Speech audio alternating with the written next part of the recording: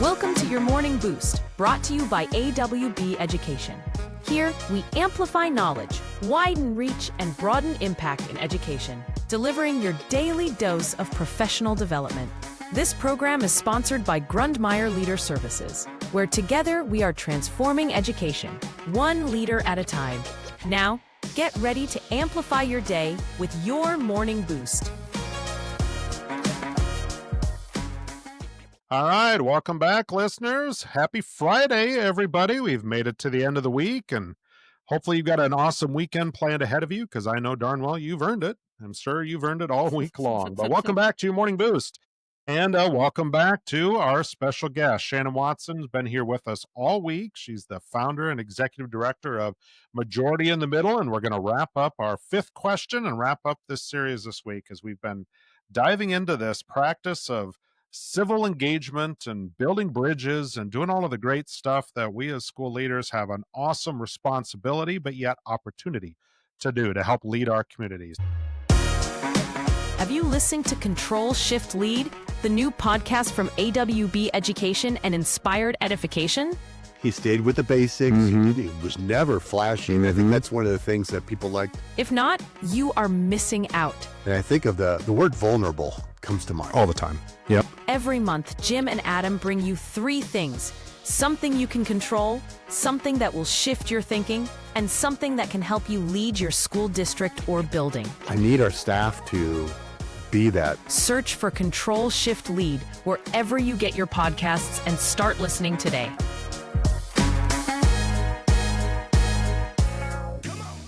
Shannon, welcome back. Are you ready for Friday's last question? I am always ready for Friday. Well, I would say that you're, going to be challenged with any of these, but I haven't challenged you so far this week. You've been rocking these answers. They've been Okay, great. bring on the easy question. That's right. So here we go to finish up Friday. How can busy administrators sustain the practice of civil engagement and bridge building to ensure that this work remains a constant leadership priority and not just a crisis response? Okay, so you did not save the easy question for Friday. Yes, practice, practice, practice.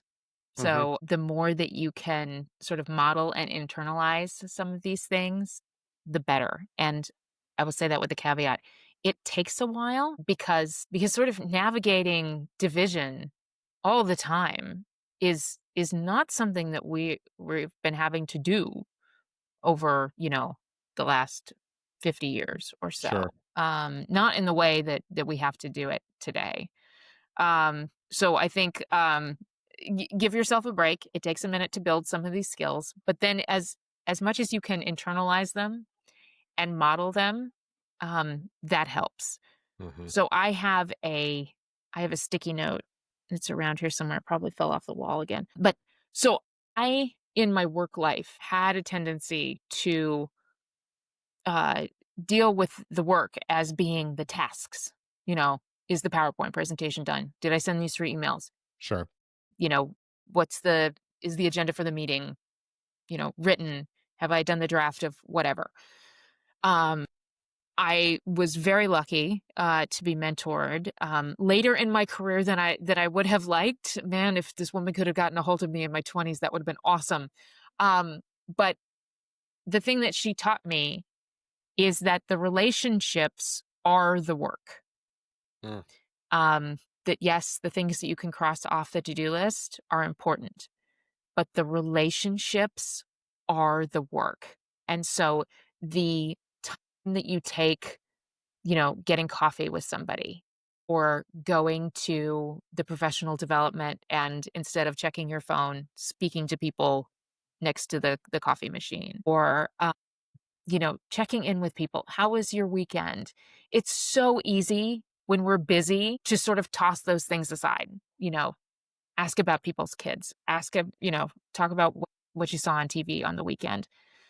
But those things are really the building blocks of relationships. And so the more things that you can identify that you have in common, the easier the big things are to navigate, because then you're much less likely to generalize or put somebody in a box in a way that makes relating to them difficult.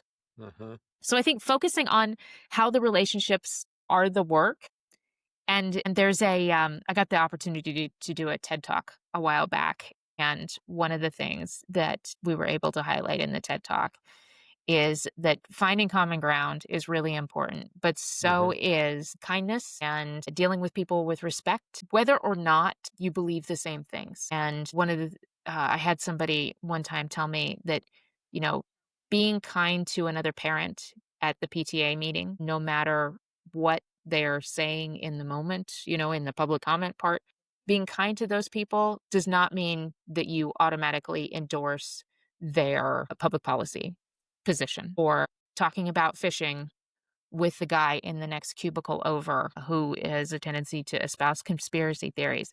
That doesn't mean you also espouse the conspiracy theories. You are Mhm. not endorsing anything that anybody else Mhm. is saying just by being in relationship with them. And I think that's something that has become novel, because a lot of primarily advocacy organizations have been pushing these things that, okay, being in relationship with people who believe things that are different than you is harmful, and that you should just exit those relationships. Mhm. But I can tell you, like, exiting a relationship never changed anybody's mind. But being in Mhm. relationship and being the model of something that might change somebody's mind, those are actually much more effective in the long run. Cutting somebody out of your life feels good in the moment, but a lot of us don't have the option, Mhm. particularly with coworkers, to Mhm. just not deal with people. So I think that's the thing, focusing on the relationships and kind of walking that civility around, even when it doesn't look like civility, it looks like kindness. That can be a good way to incorporate that into all of your day.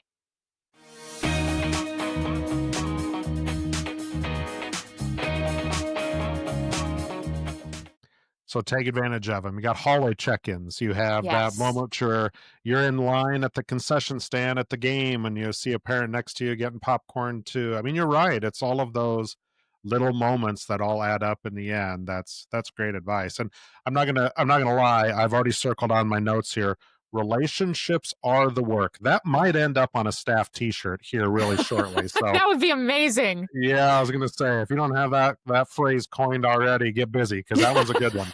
That should be some that should be some majority in the middle swag coming out There that you people go. can get their hands on. That's awesome. So speaking of majority in the middle, how can people get to know more about you and your mission and your group? How can they get in touch with you? Okay, so our website is majoritymiddle.org. It's not Mhm. majority in the middle. Yep. Somebody else owns majority in the middle. I'm waiting for Darn them it. to let their Yeah. registration lapse. I don't wanna Yeah. tell them, like, "Hey, can I have this? Can I buy this from you?" I don't want them to think it's valuable. So I'm just waiting it out. So in the meantime, we are majoritymiddle.org. The best thing to do, we encourage people who are just getting exposed to the group, sign up for the newsletter. Mhm. We have a rule about the newsletter. I send 3 or less emails per month. Mhm.